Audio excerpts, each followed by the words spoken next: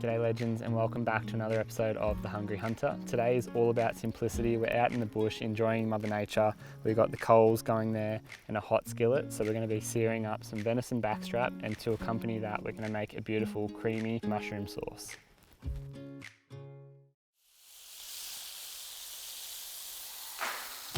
Food is so much more than just what you put in your mouth.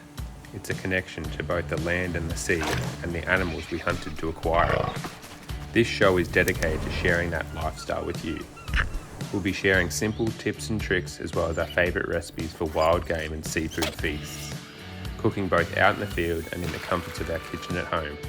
Welcome to Hungry Hunter.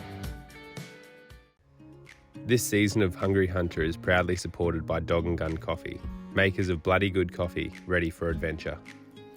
Alrighty, so today's recipe has two main components. The first being a seared venison backstrap. So all we're going to do is add a little bit of salt and pepper to this.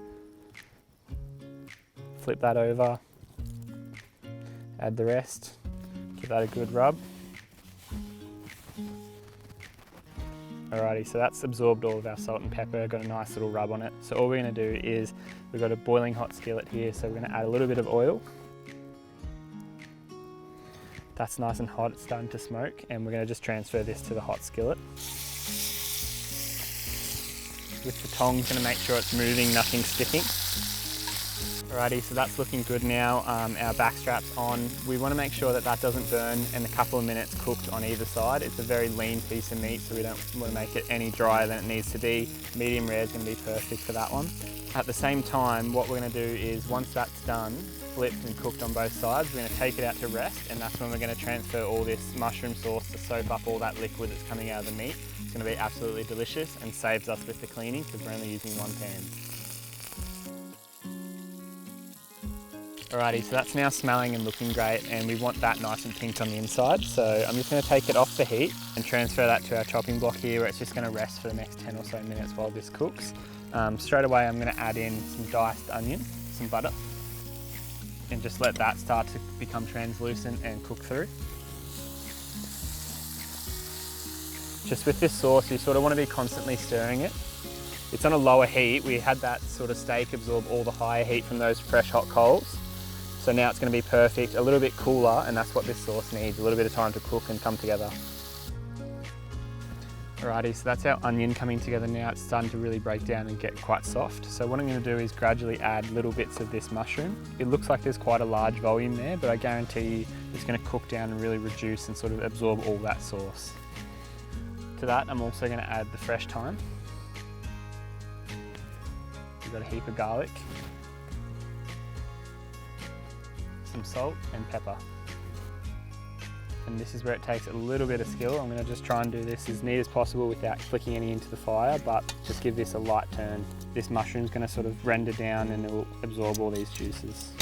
Alrighty, so that's looking great. That's only been on for a couple of minutes in there altogether. Already the mushrooms, which are nice and chunky, have already started soaking up and acting like a sponge with that sauce. What we're going to do next is just deglaze the pan. We've got a little bit of stock here, about 1/3 of a cup. You can hear that starting to cook through. We'll just give that a minute to sort of clean the pan, get everything, all the juices off, and then we'll add our cream. That's looking really good now. Those mushrooms are nice and softened, so we're just going to add the last few ingredients. We've got the cream, just going to give that a nice luxurious sort of finish. Pretty excited for this. It's not often that the meat is sort of the secondary for me, but this sauce is honestly a winner. It's something that you can transfer and use with roasts or any sort of steaks or anything like that. Super easy to make. You can often use it and clean up the pan that you're using. Comes up absolutely beautiful. That's all looking really good, well combined. That cream's done its job, really thickened everything. I'm just going to add this parmesan cheese in now lastly. Let that sort of thicken the last little bit. It'll add a little bit of sharpness and a tang, which will sort of cut that creaminess. The last thing I'm going to do is cut this venison up. It's had plenty of time to rest, about 10 or so minutes.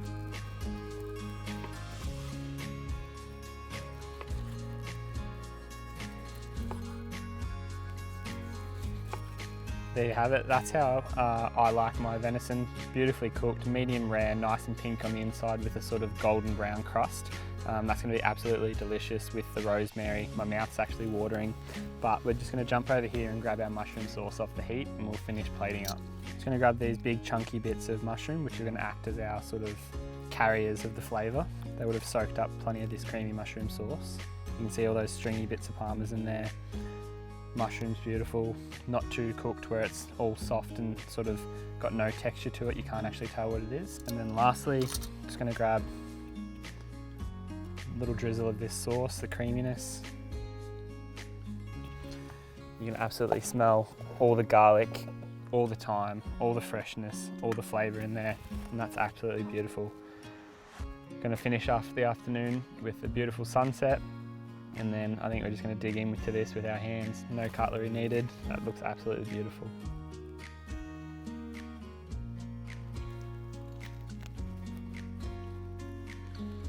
That's beautiful.